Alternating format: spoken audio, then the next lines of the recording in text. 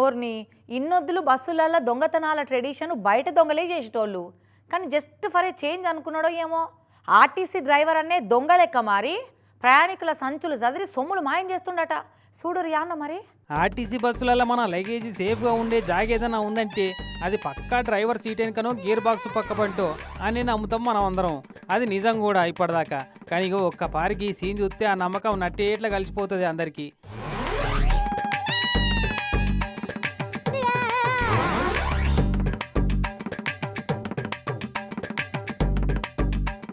ఇక చూసిర్రా డ్రైవర్ అన్న చేతివాటం ఎట్లుందో.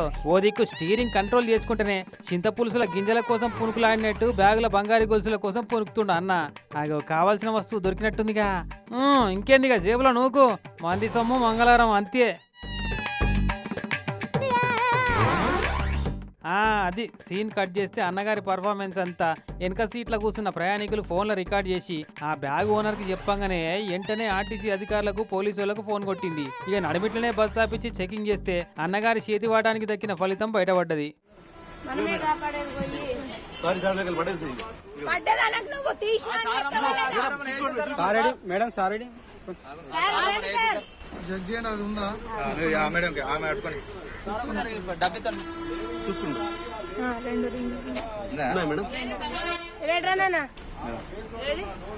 రింగులు ఉన్నాయి, 2-3 దిమ్మలు ఉన్నాయి.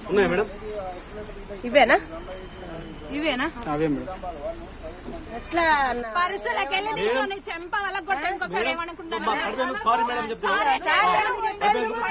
మొదలేమో నాకేం తెలియదు కింద పడితే తీసుకున్నా అని బుకాయించబోయిండు. అట్లనా వీడియో మొత్తం రికార్డ్ అయింది అని చెప్పంగానే అవు నేనే తీసినా అని ఒప్పుకుండు.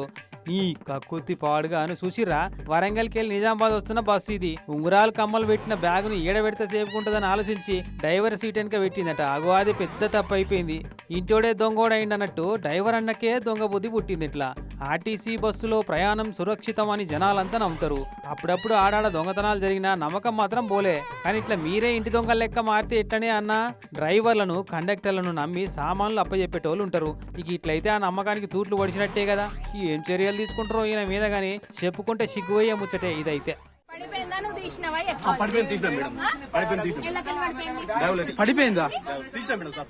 పడిపోయిందా తీసావా? బాగులకెళ్ళి తీసినానే కాదు నీకు ఎక్కడ.